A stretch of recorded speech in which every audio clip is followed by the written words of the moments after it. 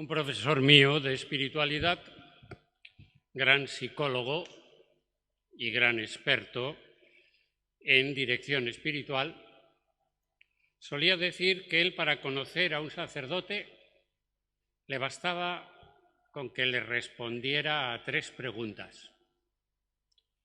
¿A qué hora te levantas? ¿Cuánto tiempo dedicas a ver la televisión? ¿Y cómo celebras la Santa Misa?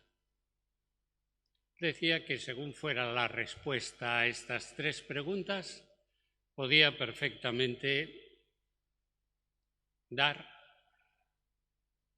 una definición de cómo era ese sacerdote. Puede parecernos que es muy simplista, podemos estar en desacuerdo. Era una manera muy subjetiva de pensar. Podía preguntar también cuánto tiempo dedicas a preparar la homilía, porque a veces decimos tantas cosas en la homilía que sobran. En una revista de mi época de seminarista que trataba sobre la homilía, aparecía allí la gente escuchando y debajo había una frase que decía: pobres fieles, lo que tienen que aguantar. Pues también era importante decir cuánto tiempo dedicas a preparar tu homilía. También sería cuánto tiempo estás con los fieles, cómo los tratas. ¿Estás dispuesto a recibir a aquellos que tienen problemas? Bien, podían hacer un montón de preguntas, pero esas eran las que él hacía. Y lo digo porque también nosotros, a nivel de laicos, pues se puede hacer las mismas preguntas. ¿Cuándo se levanta uno? ¿Cuánto tiempo dedica a ver la televisión? ¿Y cómo vive la Santa Misa? Es verdad que este profesor pues se fijaba la importancia que tenía el madrugar. Parece ser que aquellas personas que madrugan pues tienen mucho tiempo para poder hacer cosas, y aquellas que se levantan tarde parece que no. Había un escritor que le preguntaron: ¿y usted a qué hora se levanta? ¿Cuándo se levanta? Y dice: cuando me despierto. Aquello provocó la risa y él, todo serio, respondió: sí, es muy importante andar por la vida despierto, porque hay bastantes personas que están dormidas. Y cuando uno está dormido, pues ni puede conducir, ni puede estar atento, tiene mal genio, etcétera, etcétera, etcétera. Por eso es importante descansar. De ahí que lo fundamental es saber dosificar el tiempo de sueño. Necesitamos tiempo para dormir. Siempre el coger las cosas por los extremos suele ser peligroso. Del 1 al 10 siempre hay un término medio. Y por lo general, no siempre, en el medio está la virtud. No siempre, porque cuando las cosas son importantes, no está en amar o no amar, la virtud no está en el medio. La virtud está en amar cuanto más, mejor. En ser bueno no está la virtud en ser regular, sino en ser lo mejor posible. Pero vamos, en las circunstancias habituales de la vida, esa frase de en medio está la virtud es importante, ¿no? ¿Cuánto tiempo dedicas a ver la televisión? Pues algunos la denominan como la caja tonta. Y también hay ocasiones en las que parece que si ha salido en la televisión es cierto. Sí, porque yo lo he visto en la tele. Y nos hacen no ser críticos, que en algunas ocasiones pues sería muy importante. En todo lo que escuchamos y leemos y oímos, ser críticos y decir: los antiguos, Santo Tomás, cuando escribe su teología, normalmente las tesis, o sea, los capítulos, empieza diciendo, parece que no. Enuncia lo que va a tratar y la primera frase es, parece que no. Por esto, por esto, por esto, por esto. Pero en contra existe esto y esto y esto y esto. Bueno, vamos a calibrar. A ver, ¿con qué nos quedamos? Es importante. Y la televisión, por ejemplo, para aquellas personas ya muy mayores, impedidas y que están solas, pues viene muy bien. Pero hay ocasiones en las que si ver la televisión supone perder el tiempo, entonces si alguien se levanta tarde y ve mucha televisión, pues solo le queda oír mal la misa. ¿Cómo participamos en la Eucaristía? Ahí está la cuestión. Participar en la Eucaristía. Quizás como los mandamientos de la Santa Madre Iglesia que estaban enunciados anteriormente de una forma que no es la adecuada, pues se decía oír misa entera todos los domingos y fiestas de guardar. Había que oír. No. Uno no es un mero espectador que pone un disco, aunque ahora está el Spotify ese, ya no hace falta poner discos. Con eso buscas el disco que quieras, el que quieras, y te sale ahí. No es cuestión de escuchar, sino es más bien un karaoke. Escucho y canto. De ahí que en muchas ocasiones pues venía la cuestión de, ay, he llegado un poco tarde a misa. ¿Cuándo me vale la misa? Si llego antes de, ¿me vale? Si llego después de, peco. Buscábamos oír, porque lo mandaba el mandamiento para no pecar. A veces uno se pregunta, fíjate, oye, que nos tengan que mandar hacer ciertas cosas. Que tenga que haber un mandamiento que nos exija, no pida, exija, amar a nuestros padres. Pero ¿es posible que tenga que haber un mandamiento que nos diga que tenemos que amar a nuestros padres? ¿Es que hace falta que nos lo manden? ¿Es que hace falta un mandamiento que nos diga que tenemos que oír misa los domingos y fiestas de guardar bajo pena de pecado mortal? Bien, pues vamos a meditar un poquitín sobre cómo vivimos la misa y qué sentido tiene para nosotros la misa. Nosotros que vamos a misa.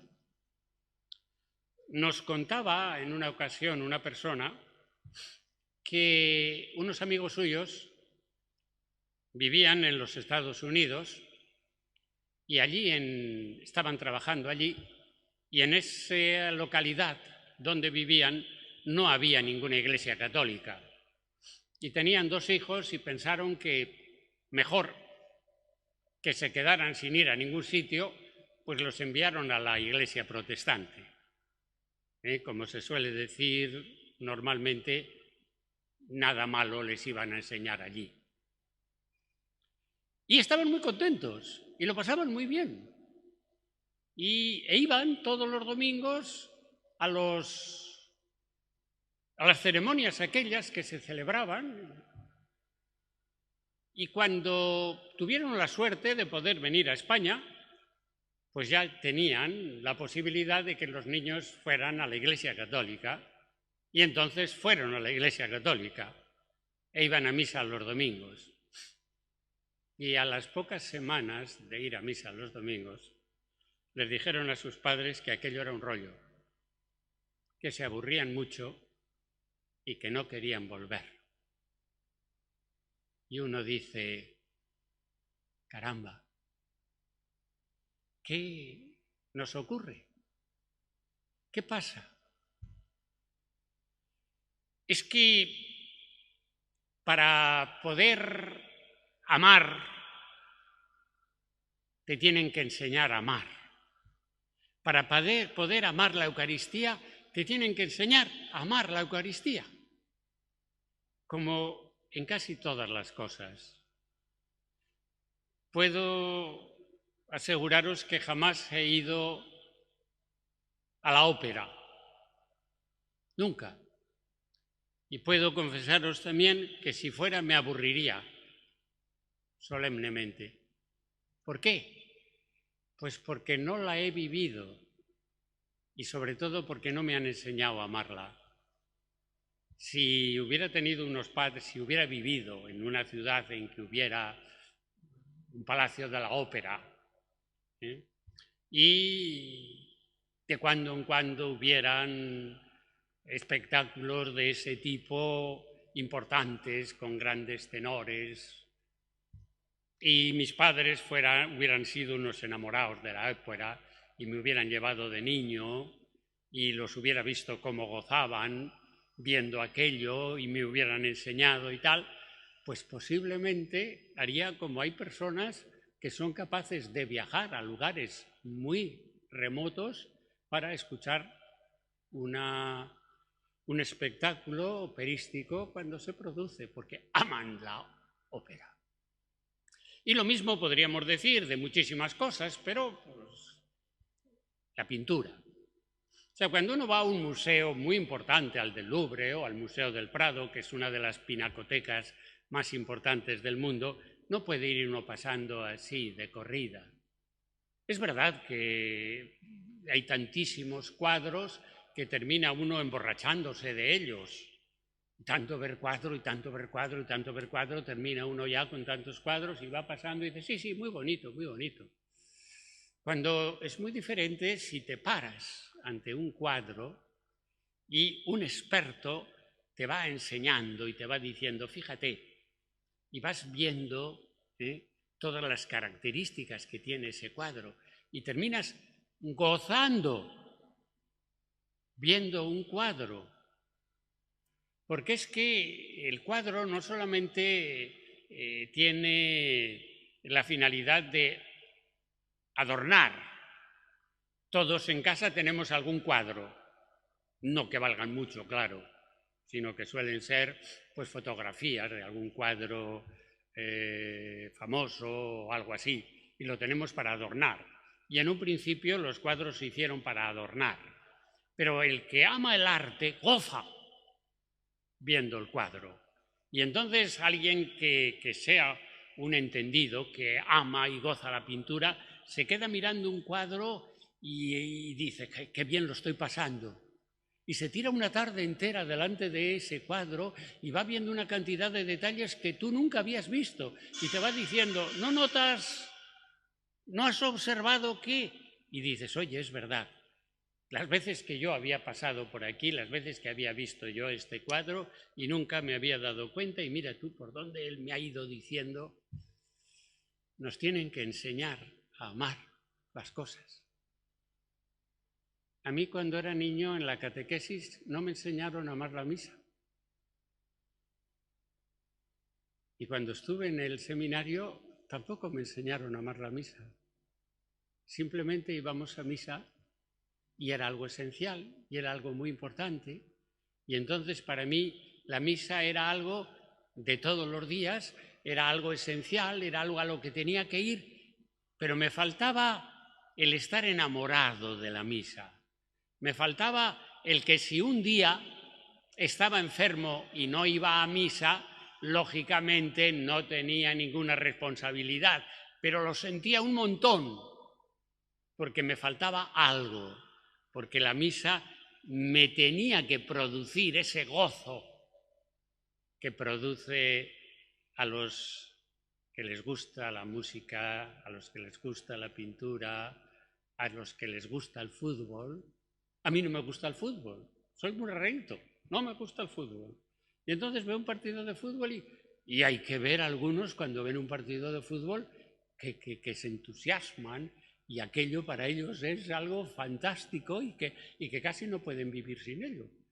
Che, ¿no podía ser para nosotros igual la misa? No podríamos... Y ahí está la cuestión, que quizá a nosotros no nos han enseñado, o a lo mejor sí hemos tenido esa suerte, a valorar, a amar, a enamorarnos de la misa. Pero ¿cómo lo podríamos hacer nosotros? Cuando alguien viene y nos dice, es que a mí la misa me parece un rollo, es que yo pues me aburro, es que sí, aquello que no nos interesa nos aburre y aquello que nos gusta y nos apasiona no nos importa lo largo que es. La oración de la que hablábamos ayer era, entre otras cosas, quitarme tiempo a mí y quitar tiempo a los demás para dedicárselo a Dios. Y la misa es un día importante como es el domingo, quitarme tiempo a mí y quitar tiempo a los demás para dedicárselo a Dios y encima gozar. Es decir, no lo hago como un sacrificio porque lo tengo que hacer, sino que además gozo porque estoy con el que quiero, porque estoy. Cuando uno viene y dice, a ver, me decían de Burgos este verano, uno dice, yo voy a misa todos los domingos a la Cartuja de Miraflores, que dista 5 kilómetros del centro de la ciudad. Voy andando. Uy, fíjate tú, oye, es un sacrificio. Dice, me gusta mucho porque la dice un cartujo y no predica y no pasa en la bandeja. Ah, pues muy bien, es interesante. ¿Por qué vas a misa a la Cartuja? Porque no predica y no pasa la bandeja.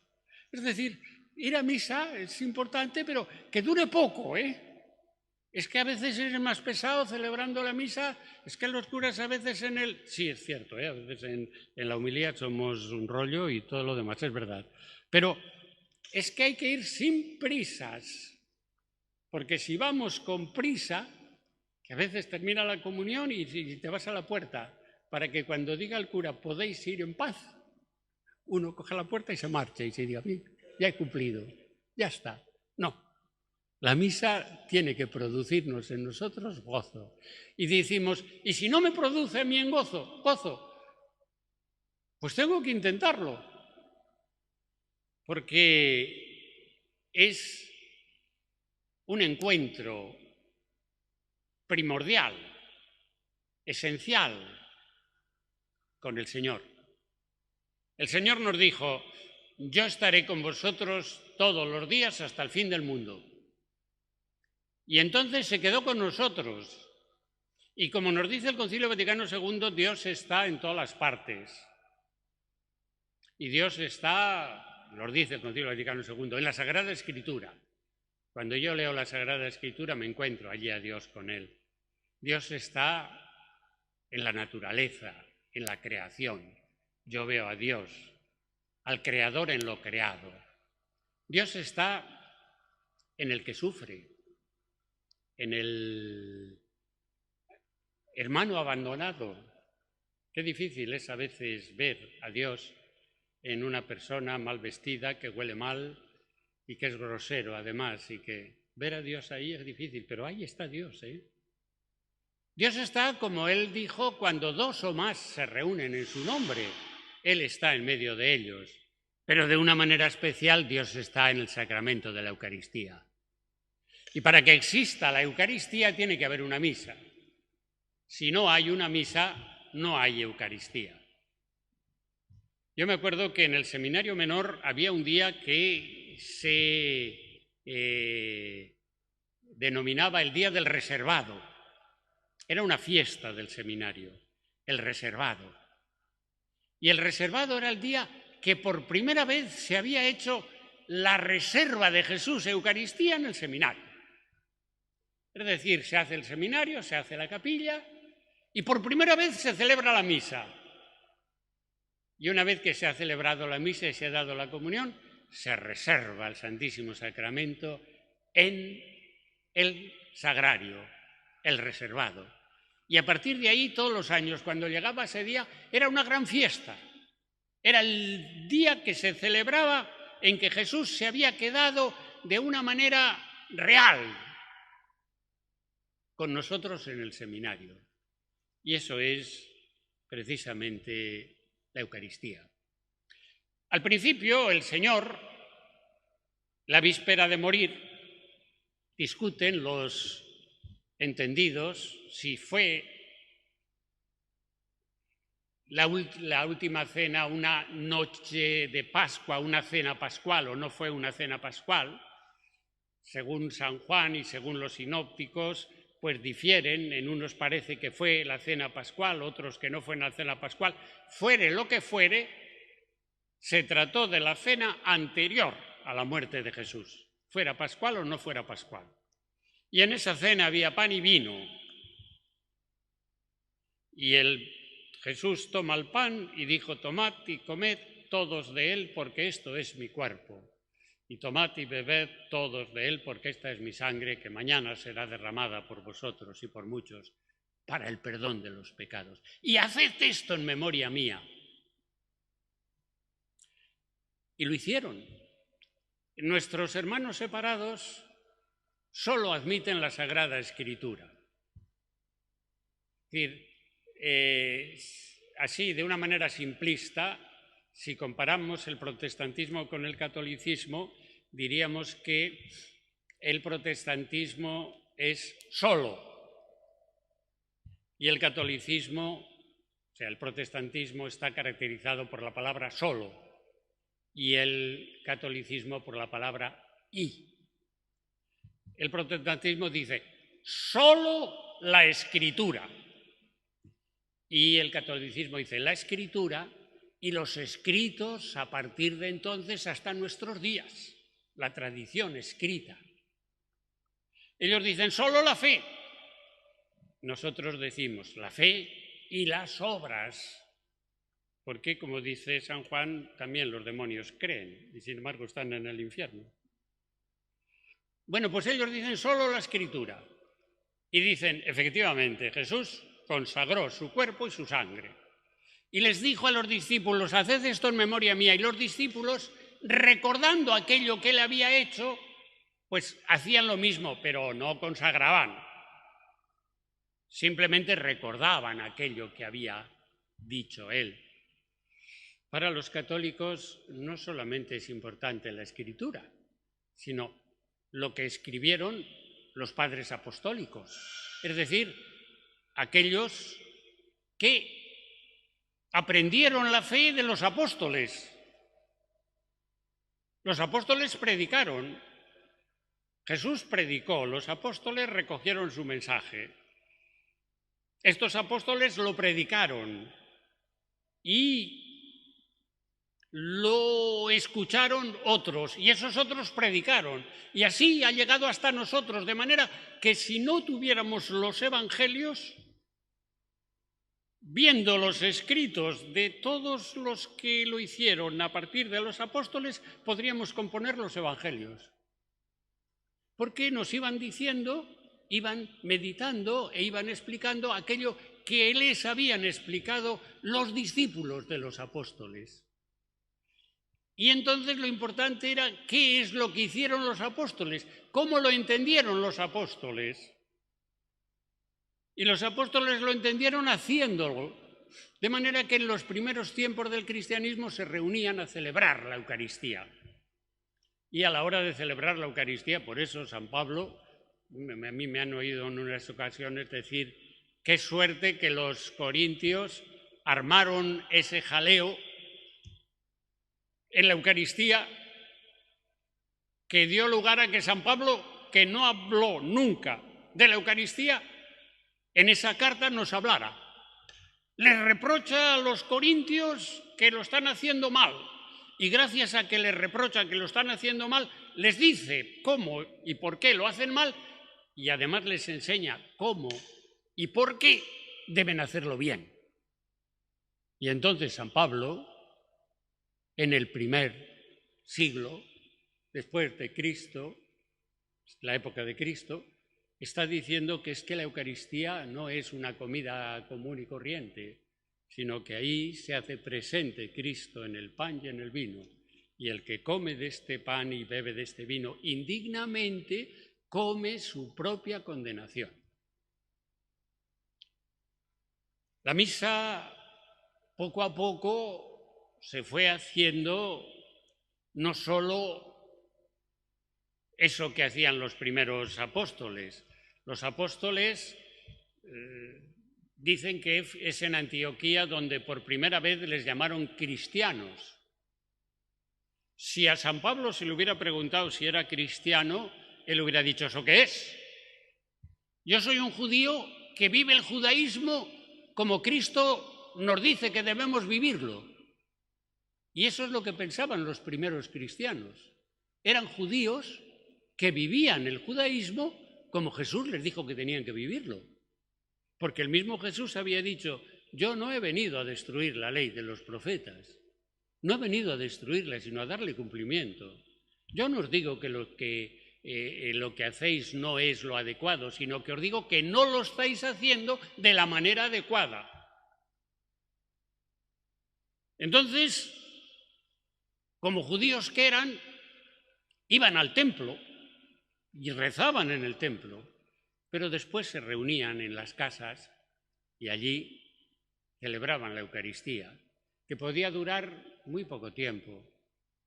Y entonces, pues tomaban el pan y el vino y el que presidía consagraba y comulgaban y consagraban suficiente para poder llevar a los enfermos. Y después, poco a poco, pues la misa se fue ampliando a medida que los cristianos iban aumentando, pues ya no se podían hacer las cosas simplemente en un domicilio, en una casa, sino que necesitaban templos y ahí en esos templos pues celebraban la Eucaristía. Y poco a poco pues se fue eso ampliando. San Justino ya nos habla en el siglo II prácticamente de cómo era la Eucaristía de su época. Y quitando pequeñitos detalles, nos viene a describir la misa tal como la estamos celebrando hoy. Y no es que él quisiera dar noticia de cómo se celebraba la Eucaristía, sino que era una apología. Es decir, se acusaba a los cristianos de que los domingos se reunían a no sé qué hacían allí con carne y con sangre. Y San Justino lo que hace es decir, pues no, cuando nosotros nos reunimos hacemos esto y esto y esto y esto y esto y esto y esto. Y prácticamente, claro, había cosas, lo que llamamos hoy el canon. Dice: el que preside, de acuerdo con sus luces, se dirige a Dios y le alaba y le pide que ayude a los vivos y a los difuntos, de acuerdo con sus luces. Cuando había alguien que el que presidía, el presbítero, era una persona creativa, pues podía hacer una oración muy bonita. Y cuando no tenía muchas luces, pues simplemente decía lo esencial. Y después vino Roma y dijo: el misal. Aquí están las oraciones y así las tiene que decir todo el mundo. La misa, por tanto, a partir de entonces tuvo tres partes esenciales, que eran la liturgia de la palabra, la liturgia del sacrificio y el banquete. Por tanto, está la proclamación de la palabra de Dios, está la actualización del sacrificio de Cristo y está la comunión. Por eso en algunas ocasiones alguien dice: yo es que no voy a misa porque no puedo comulgar. Y no puedo comulgar porque es que yo vivir en gracia me cuesta un montón. Y entonces, como no puedo comulgar, pues no voy a misa, porque ir a un banquete y no comer, pues es absurdo. ¿Qué vas a ir a un banquete si no comes? Pues yo, como no puedo comer, no voy al banquete. Hombre, es que la Eucaristía no es solo banquete, es que es proclamación de la palabra de Dios. es que es actualización del sacrificio de Cristo y es que es también banquete. Además de todo eso, es también banquete. Pero fijaos que la Iglesia nos manda a oír misa entera todos los domingos y fiestas de guardar. Y sin embargo, nos dice que tenemos la obligación de comulgar al menos una vez al año. Comulgar por Pascua de Resurrección. Con lo cual nos dice, es muy importante que comulguéis, pero si no podéis comulgar, asistid a misa. Hoy nos encontramos en unas situaciones, quizá esto sea un poco delicado, pero nos encontramos en situaciones difíciles. Sabéis que la Iglesia no admite cuando alguien se ha divorciado que se vuelva a casar. Y hoy nos encontramos con mucha gente que se ha divorciado y se ha vuelto a casar. Y yo en algunas ocasiones he ido a confesarse a alguien diciendo, no vengo a confesarme porque sé que no me puede dar la solución, porque estoy viviendo en esta situación. Pero necesito decir mis pecados a alguien y se los quiero decir a un sacerdote. Y ya sé que no me los va a poder perdonar, pero por lo menos se los digo a el Señor y que me dé la bendición. Me ha sucedido. Y entonces, pues lo mismo decir, mira, tú no puedes venir a la iglesia, ¿sabes? Tú dejas de venir a misa y entonces, ¿qué? ¿Te vas a quedar alejado de las manos de Dios y todo lo demás? Tú ven a misa, no podrás comulgar, pero escucha la palabra de Dios, que es muy importante. Es decir, los católicos no tenemos mucha tradición de leer la Sagrada Escritura. Entonces, normalmente no solemos leer la Biblia. De todas formas, también leer la Biblia, sobre todo el Antiguo Testamento, sin una dirección y una preparación, es bastante problemático. El Nuevo Testamento ya es una cosa diferente, ¿no? Es muy aconsejable. Pero como no tenemos esa tradición, pues no lo solemos hacer. Hay muchísimas personas que, si han oído la palabra de Dios, ha sido precisamente porque vienen a misa. Y en la misa, la liturgia actual, pues tiene lo ha hecho también, tiene el acierto de que lo ha dividido en 3 años, el ciclo A, el ciclo B, el ciclo C, va poniendo de una manera continuada las lecturas, de manera que si asistimos regularmente los domingos a misa, escuchamos la palabra de Dios. Y es muy importante. Es muy importante escuchar la palabra de Dios porque es que se nos suele decir, en aquel tiempo dijo Jesús a sus discípulos, pero deberíamos transformarlo un poco y decir, aquello que en aquel tiempo dijo Jesús a sus discípulos nos lo está diciendo ahora a nosotros. En este tiempo nos dice Jesús a cada uno de nosotros. De manera que la Sagrada Escritura, la palabra de Dios, nos vaya continuamente haciendo que nos preguntemos si estamos siguiendo el mensaje de Cristo, si realmente estamos llevando a la práctica aquello que decía el Señor, bienaventurados los que escuchan la palabra de Dios y la ponen en práctica. Nosotros la estamos escuchando, ahora es necesario ponerla en práctica. Es decir, aquel que no viene a misa y dice, pues es que yo me aburro, pues muy bien, estate atento, escucha la palabra de Dios. Es muy bonita la palabra de Dios. Lo que pasa es que en algunas ocasiones nosotros ya estamos tan acostumbrados a escucharla que parece que nos suena un poquito a hueca. Pero es muy importante escuchar la palabra de Dios. Es esencial escuchar la palabra de Dios. Luego está la actualización del sacrificio de Cristo, es decir, Cristo murió una única vez, de una vez para siempre, pero ahí se produce el milagro de que se actualiza ese sacrificio de Cristo. Es decir, ¿qué hubiera supuesto para nosotros estar presentes cuando Cristo estaba muriendo, cuando Cristo le estaba diciendo: Padre, perdónalos porque no saben lo que hacen. Padre, en tus manos encomiendo mi espíritu. Dios mío, ¿por qué me has abandonado? Cumplido está. A tus manos encomiendo mi espíritu. Todo eso podemos estar presentes en ese momento en que ahí se está actualizando el sacrificio de Cristo. Antes de empezar la Eucaristía, lo primero que se nos dice es: ¿os dais cuenta que vais a encontraros con Dios de una manera muy especial? Pues para encontrarse con Dios lo primero que hay que hacer es reconocer nuestros pecados. ¿En qué pensamos cuando el sacerdote nos dice de una u otra forma, puestos en la presencia de Dios para participar en esta Eucaristía, reconozcamos con humildad que somos pecadores?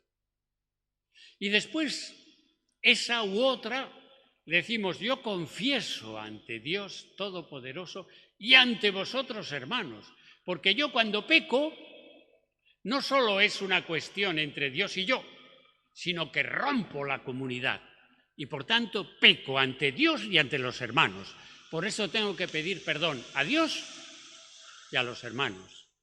Yo confieso ante Dios Todopoderoso y ante vosotros, hermanos, que he pecado, no un poquitín, mucho, de todas las formas que se puede pecar, de pensamiento, palabra, obra y omisión, de todas las formas como se puede pecar. Y no ha sido sin querer, sino 3 veces, por mi culpa, por mi culpa, por mi gran culpa, 3 veces. Cuando se dicen las cosas 3 veces, Dios es el 3 veces santo, santo, santo, santo, es decir, muy santo. Pues por mi culpa, por mi culpa, por mi grandísima culpa. ¡Hala! Y por eso ruego, en mi época, San Juan Bautista, los santos apóstoles, San Pedro y San Pablo, era muy largo, a la Santísima Virgen y a vosotros, hermanos, que intercedáis por mí ante Dios nuestro Señor. Os pido a vosotros, hermanos, que intercedáis por mí ante Dios nuestro Señor. Cada uno pide a los otros hermanos que intercedan por él ante Dios nuestro Señor. ¿Cuántas veces hemos intercedido por el hermano que ha pecado ante Dios nuestro Señor? Pues ahí, en ese momento, tenemos que decir: en este momento yo, en la misa, voy a interceder por mis hermanos que han pecado, lo mismo que ellos interceden por mí ante Dios nuestro Señor. Así empezamos la misa. Y luego el sacerdote dice: oremos. Y cuando dice oremos, no dice voy a orar, sino oremos. Lo que pasa es que no podemos decirlo todo juntos.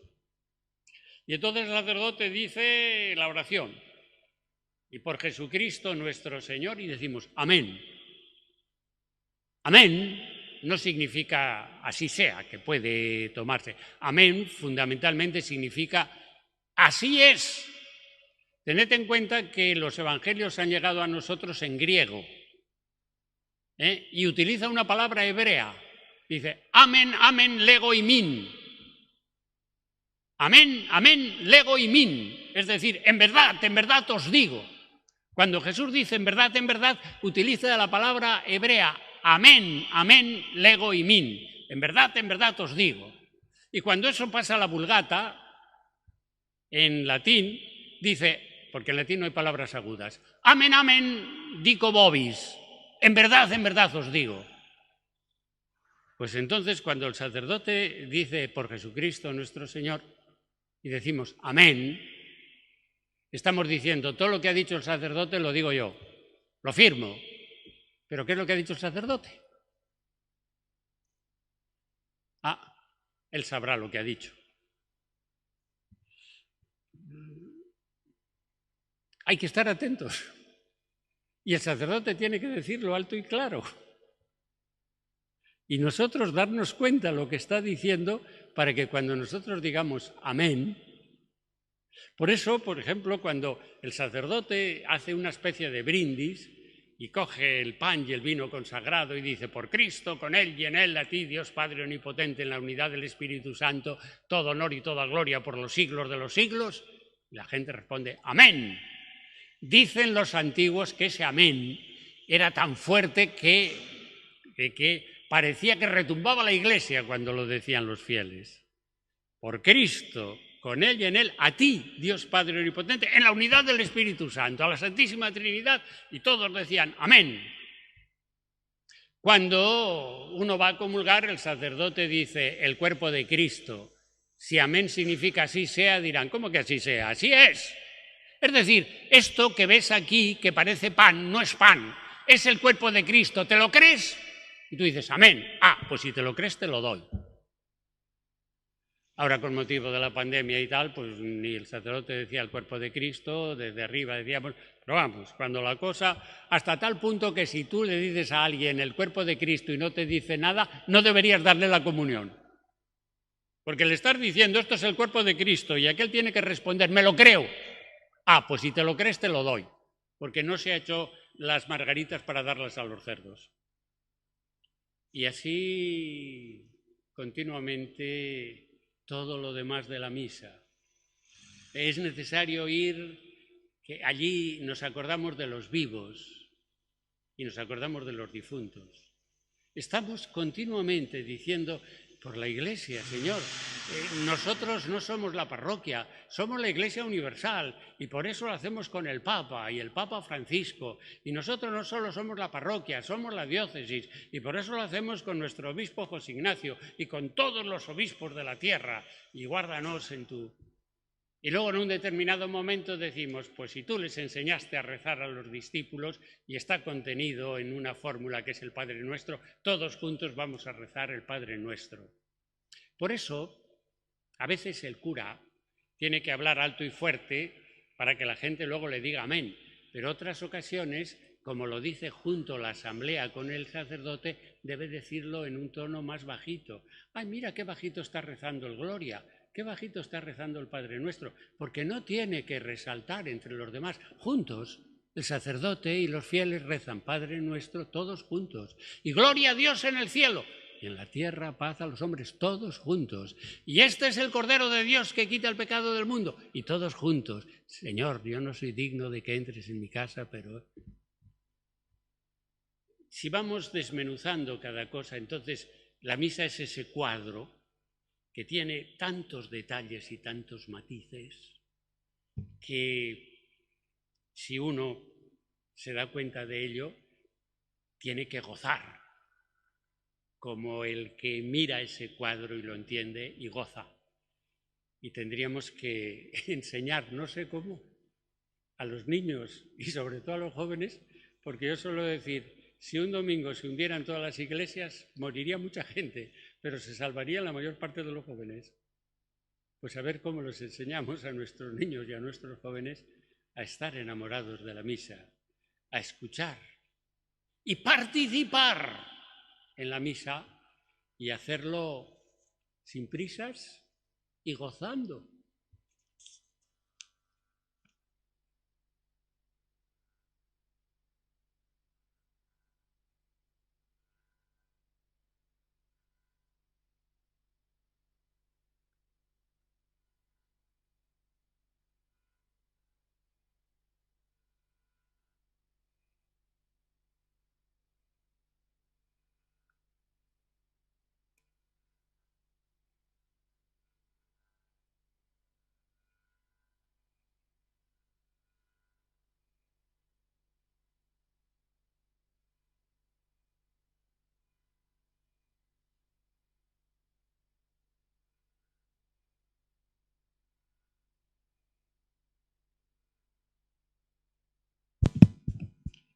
Ofrecemos esta misa por Juana.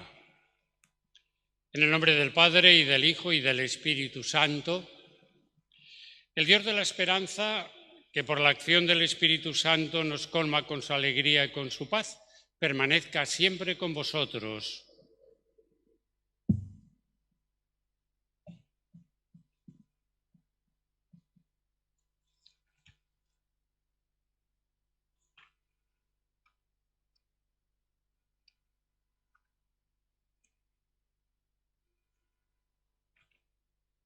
Celebramos hoy el aniversario de la dedicación de la Basílica de Letrán, en honor de Cristo Salvador, construida por el emperador Constantino como sede de los obispos de Roma. La Catedral de Roma no es el Vaticano, sino la iglesia de San Juan de Letrán. Su anual celebración en toda la Iglesia latina es un signo permanente de amor y de unidad con el romano pontífice. El Señor ha dicho: el que esté sin pecado, que sea el primero en tirar una piedra. Reconozcámonos, pues, pecadores y perdonémonos los unos a los otros desde lo más íntimo de nuestro corazón.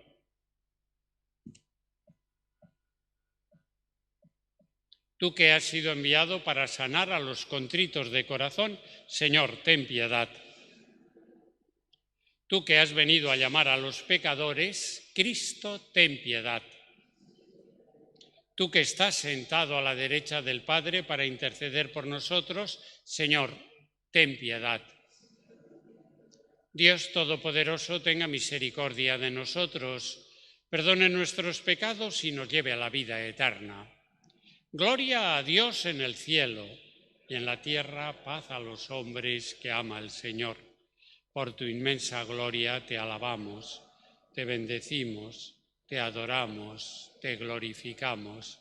Te damos gracias, Señor Dios, Rey celestial, Dios Padre Todopoderoso, Señor Hijo único Jesucristo, Señor Dios, Cordero de Dios, Hijo del Padre. Tú que quitas el pecado del mundo, ten piedad de nosotros. Tú que quitas el pecado del mundo, atiende nuestra súplica. Tú que estás sentado a la derecha del Padre, ten piedad de nosotros, porque solo tú eres santo, solo tú, Señor, solo tú, Altísimo Jesucristo, con el Espíritu Santo, en la gloria de Dios Padre. Amén. Oremos. Oh Dios, que has querido que tu esposa se llamara Iglesia, haz que el pueblo reunido en tu nombre te venere, te ame, te siga, y guiado por ti llegue al cielo que le has prometido. Por nuestro Señor Jesucristo, tu Hijo, que vive y reina contigo en la unidad del Espíritu Santo, y es Dios por los siglos de los siglos.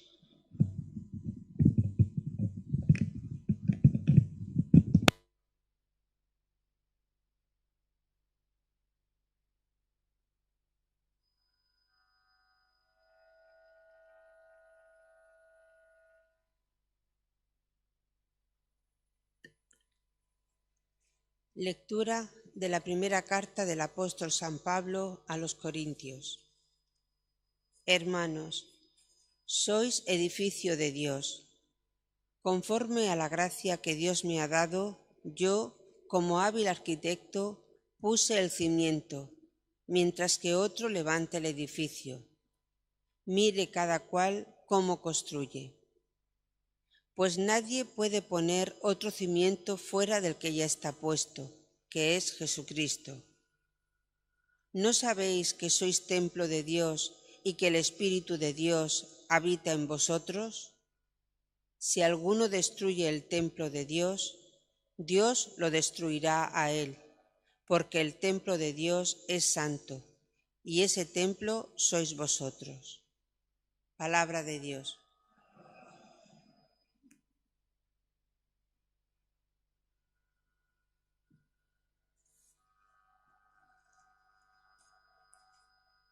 Un río y sus canales alegran la ciudad de Dios, el Altísimo consagra su morada. Un río y sus canales alegran la ciudad de Dios, el Altísimo consagra su morada. Dios es nuestro refugio, nuestra fuerza, poderoso defensor en el peligro. Por eso no tememos aunque tiemble la tierra y los montes se desplomen en el mar. Un río y sus canales alegran la ciudad de Dios. El Altísimo consagra su morada. Teniendo a Dios en medio, no vacila. Dios la socorre al despuntar de la aurora. El Señor del universo está con nosotros, nuestro alcázar es el Dios de Jacob. venid a ver las obras del Señor, las maravillas que hace en la tierra. Un río y sus canales alegran la ciudad de Dios, el Altísimo consagra su morada. Un río y la ciudad alegran la ciudad de Dios, el Altísimo consagra su morada.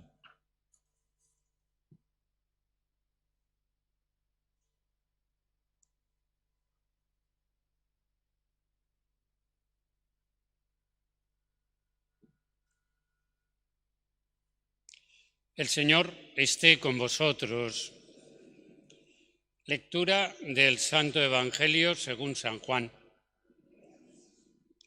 Se acercaba la Pascua de los judíos y Jesús subió a Jerusalén. Y encontró en el templo a los vendedores de bueyes, ovejas y palomas, y a los cambistas sentados, y haciendo un azote de cordeles los echó a todos del templo, ovejas y bueyes, y a los cambistas les esparció las monedas y les volcó las mesas, y a los que vendían palomas les dijo: quitad esto de aquí, no convirtáis en un mercado la casa de mi Padre. Sus discípulos se acordaron de lo que está escrito: el celo de tu casa me devora. Entonces intervinieron los judíos y le preguntaron: ¿qué signos nos muestras para obrar así? Jesús contestó: destruid este templo y en 3 días lo levantaré. Los judíos le replicaron: 46 años ha costado construir este templo, ¿y tú lo vas a levantar en 3 días? Pero él hablaba del templo de su cuerpo. Y cuando resucitó de entre los muertos, los discípulos se acordaron de lo que había dicho y creyeron a la Escritura y a la palabra que había dicho Jesús. Palabra del Señor. En este relato evangélico hay varias cosas que nos llaman la atención. La primera es que nunca habíamos visto a Jesús enfadarse de tal forma. Él siempre sabía tener a raya su conducta en cuanto hombre. Y en esta ocasión solo da la impresión de que pierde los estribos. Pero no es así. Allí había mucho jaleo. Había que llamar la atención. Y la única manera de llamar la atención era armando un poquito más jaleo del que había. Y por eso realiza todo aquello que llama la atención y que sirve para hacerles ver que a veces no respetamos la casa de Dios como conviene. Hay ocasiones en las que nos ponemos muy puritanos y no podemos hablar en la iglesia, no esto, no lo otro. Bien, tampoco es eso. Pero lo que sí que tenemos que tener en cuenta es que la casa de oración es para orar. Y cuando no tenemos presente eso, que la casa de oración es para orar, podemos convertirla en una cueva de ladrones, como parece que Jesús dijo aquí. Lo segundo es que cuando Cristo fue juzgado en el Sanedrín, los testigos que testificaron contra él sacaron a relucir esto. No el hecho que había realizado Jesús, sino la respuesta que Dios da a los judíos que le preguntan. Él dijo: destruid este templo y yo lo levantaré en 3 días. Era una acusación absurda.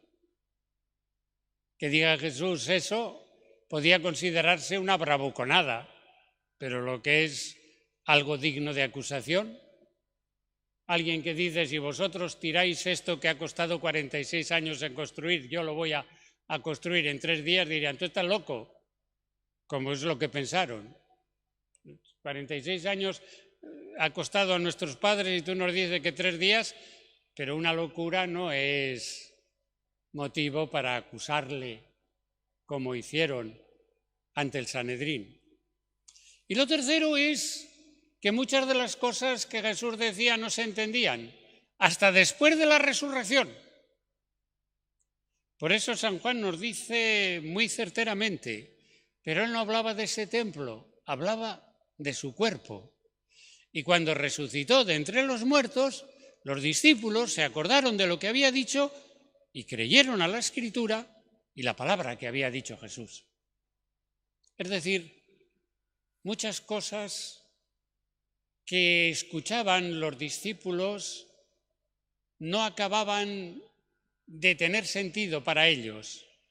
Solo a través de la resurrección se dieron cuenta. Como nos ocurre a nosotros muchas veces.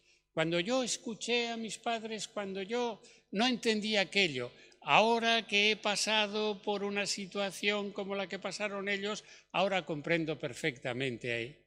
De ahí que los evangelios escritos después de la resurrección de Cristo lo que hacen es expresar todo lo que él hizo y dijo, pero haciéndolo bajo el prisma y bajo la mirada de la resurrección.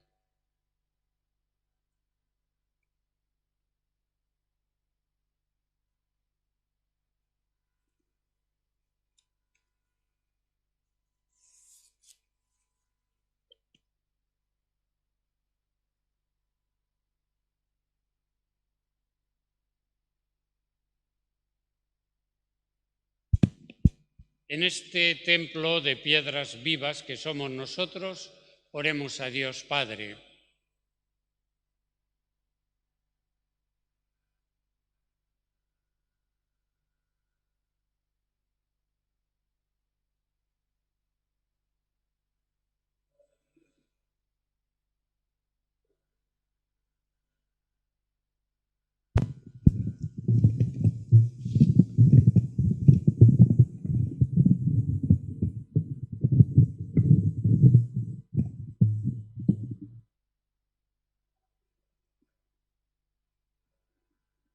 Por la Iglesia, la casa de Dios que va edificándose sobre el cimiento de los apóstoles y profetas, cuya piedra angular es Cristo. Roguemos al Señor.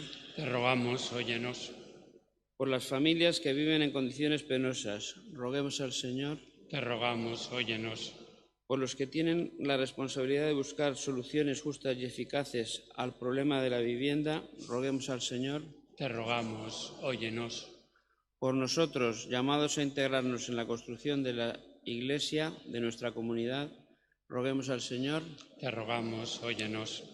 Escucha, Señor, nuestras súplicas. Son la oración de tu Iglesia que ora en el Espíritu, en nombre de tu Hijo, Jesucristo nuestro Señor.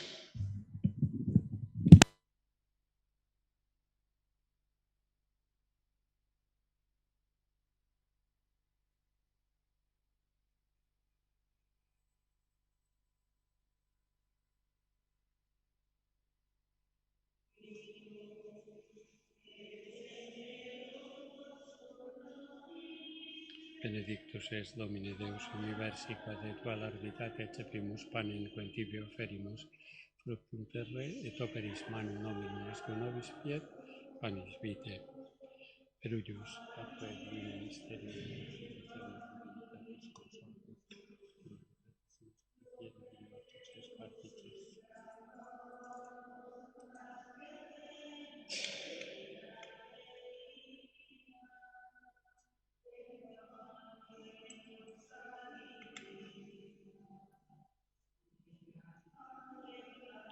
Benedictus es Domine Deus universi quod et tua largitate cepimus vino cultivio ferimus fructum vitis et operis manum Dominum est nobis fiat potus spiritualis.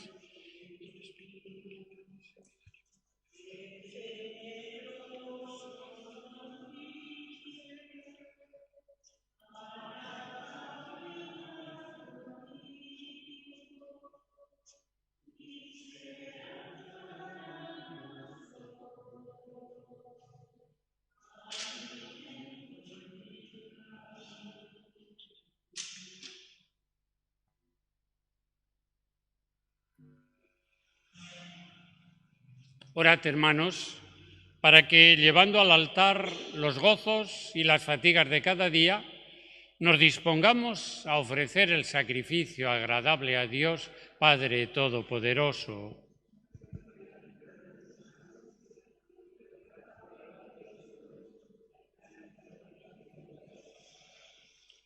Recibe, Señor, esta ofrenda y concede a los que te invocamos la gracia de los sacramentos y el fruto de nuestros ruegos. Por Jesucristo nuestro Señor. El Señor esté con vosotros. Levantemos el corazón. Demos gracias al Señor nuestro Dios.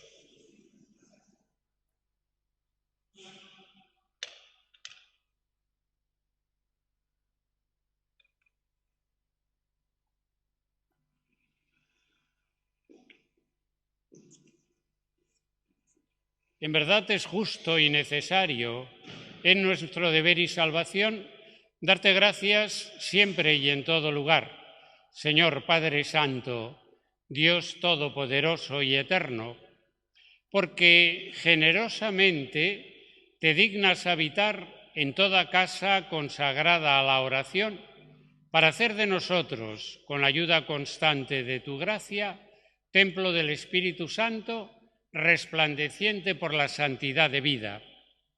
Con tu acción constante santificas a la Iglesia, esposa de Cristo, representada en edificios visibles, para colocarla en el cielo para gloria tuya, como madre gozosa por la multitud de sus hijos. Por eso, con los santos y con todos los ángeles, te alabamos diciendo sin cesar: Oh, santo, santo es el Señor, Dios del universo. Llenos están el cielo y la tierra de tu gloria. Hosana en el cielo. Bendito el que viene en nombre del Señor. Hosana en el cielo. Santo eres en verdad, Señor, fuente de toda santidad. Por eso te pedimos que santifiques estos dones con la efusión de tu Espíritu, de manera que se conviertan para nosotros en el cuerpo y la sangre de Jesucristo nuestro Señor, el cual, cuando iba a ser entregado a su pasión, voluntariamente aceptada, tomó pan. Dándote gracias, lo partió y lo dio a sus discípulos, diciendo: Tomad y comed todos de él, porque esto es mi cuerpo que será entregado por vosotros.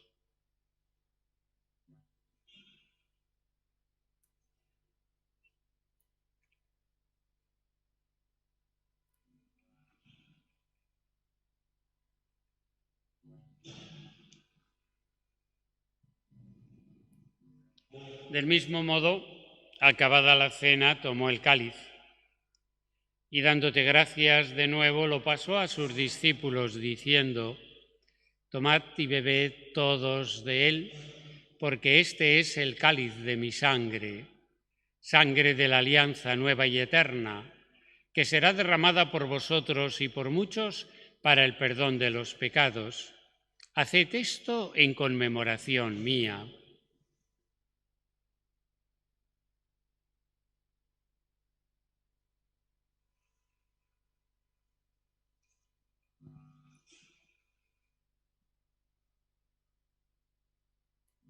Este es el misterio de la fe.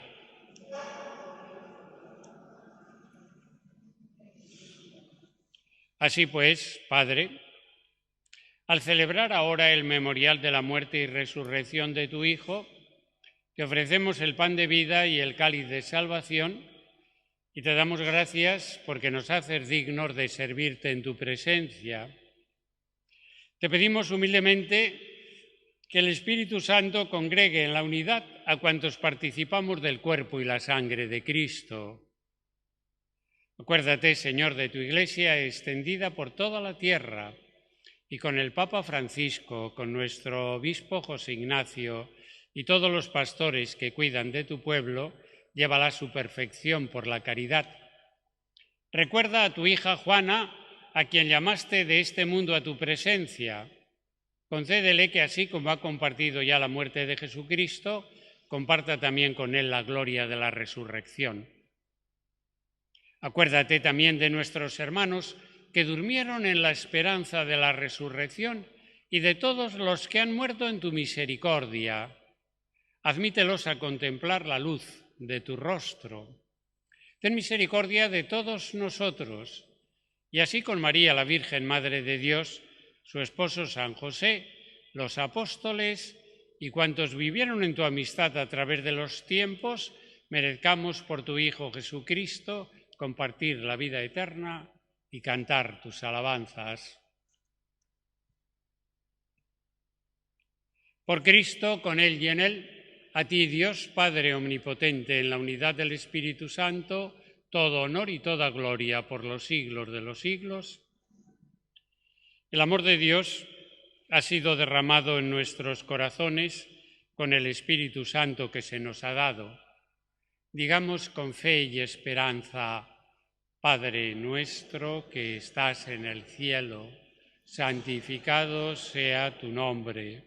Venga a nosotros tu reino. Hágase tu voluntad en la tierra como en el cielo. Danos hoy nuestro pan de cada día.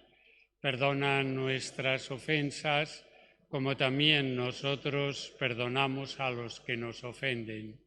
No nos dejes caer en la tentación y líbranos del mal. Líbranos de todos los males, Señor, y concédenos la paz en nuestros días, para que, ayudados por tu misericordia, vivamos siempre libres de pecado y protegidos de toda perturbación, mientras esperamos la gloriosa venida de nuestro Salvador Jesucristo. Señor Jesucristo, que dijiste a tus apóstoles: la paz os dejo, mi paz os doy. No tengas en cuenta nuestros pecados, sino la fe de tu Iglesia, y conforme a tu palabra, concédele la paz y la unidad, tú que vives y reinas por los siglos de los siglos. La paz del Señor esté siempre con vosotros. Daos, como hermanos, la paz.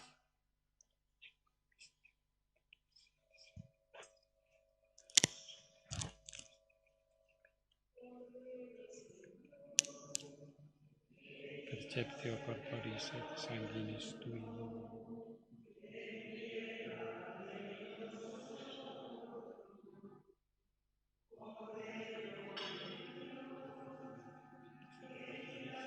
Et ad me velam percipiendam.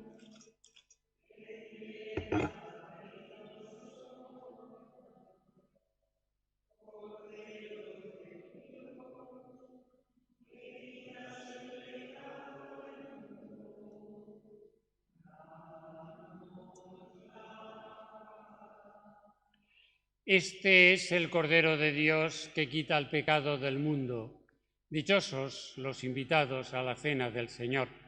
Señor, no soy digno de que entres en mi casa, pero una palabra tuya bastará para sanarme.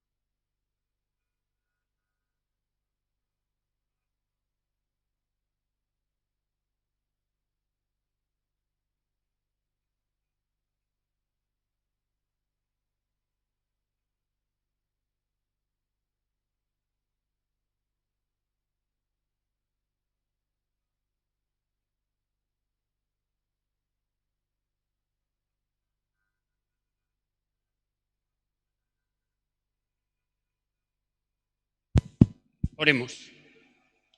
Oh Dios, que has querido hacer de tu Iglesia signo temporal de la Jerusalén del cielo, concédenos, por la participación en este sacramento, ser transformados en templo de tu gracia y entrar en la morada de tu gloria, por Jesucristo nuestro Señor. El Señor esté con vosotros. La bendición de Dios Todopoderoso, Padre, Hijo y Espíritu Santo, descienda sobre vosotros.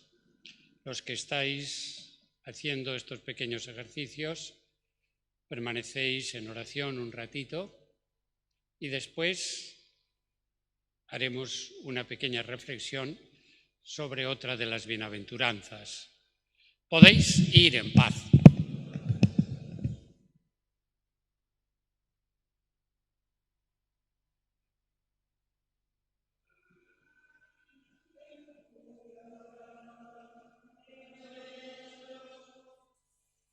Siguiendo con las palabras de Jesús en el monte, nos fijamos esta noche, antes de terminar nuestra jornada, en aquella bienaventuranza según la cual son felices, son dichosos aquellos que lloran. Y el motivo es porque serán consolados. De niño eran otros tiempos. A mí me dijeron que los hombres no lloraban. Cuando en una ocasión yo lloré, alguien me dijo: los hombres no lloran, eso es cosa de mujeres. Que sea la última vez que se te saltan las lágrimas. Y cuando llegaban momentos de situaciones difíciles en las que tenías ganas de llorar, tenías que hacer lo posible porque no salieran las lágrimas. Eran tiempos en los que se creía que los hombres tenían que seguir una forma de ser y las mujeres otra. Es verdad que los hombres y las mujeres somos diferentes, digan lo que digan, y tenemos una manera de sentir y de expresarnos diferente, pero hay cosas en las que somos iguales. Y el dolor nos afecta igual a los hombres que a las mujeres. Y Jesús se dirige a todos cuando dice: bienaventurados los que lloran. Bienaventurados los que lloran. ¿Por qué son bienaventurados los que lloran? Como el resto de las bienaventuranzas, llama la atención.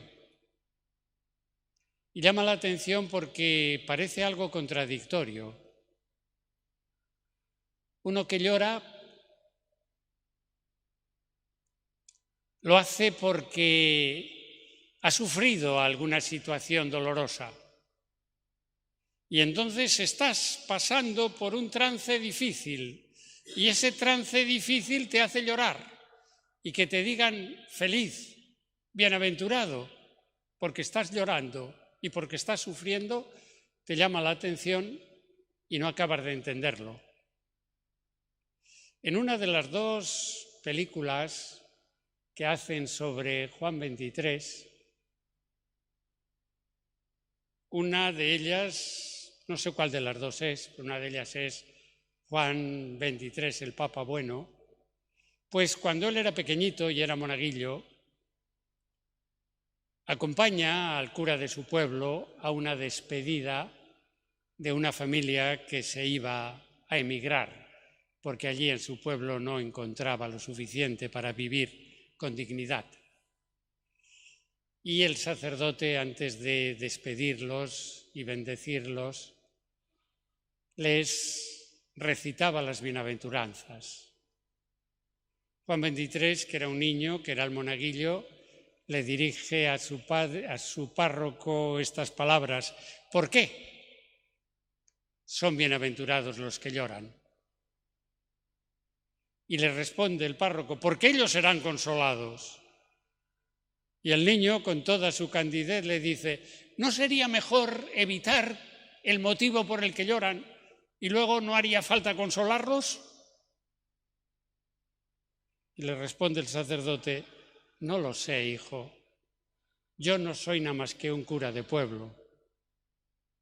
Y sí, tenía lógica aquel niño. ¿No es mejor evitar el motivo por el que uno llora y así no tiene que llorar? Y si no tiene que llorar, no hace falta que se le consuele. Sí, eso es verdad.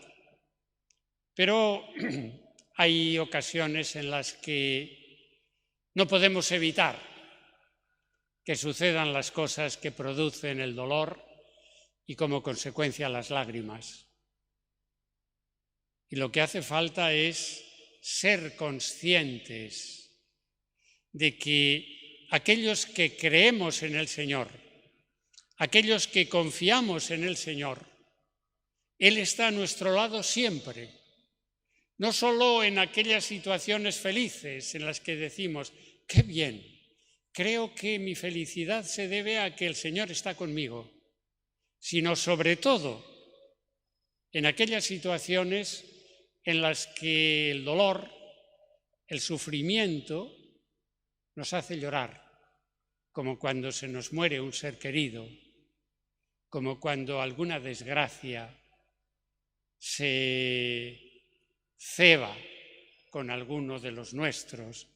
Ante esas situaciones diversas por las que hemos pasado tantos y que nos hace sufrir, y como consecuencia de ese sufrimiento salen externamente las lágrimas.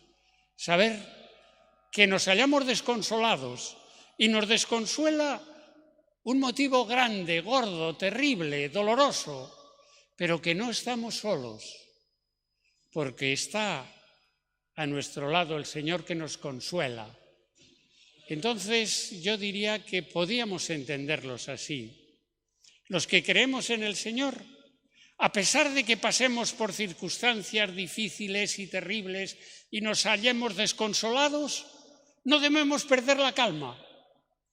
porque tenemos que contar que a nuestro lado está el Señor y nos consolará. Por tanto, bienaventurados los que cuando lloran no se desesperan, porque saben que el Señor terminará consolándolos.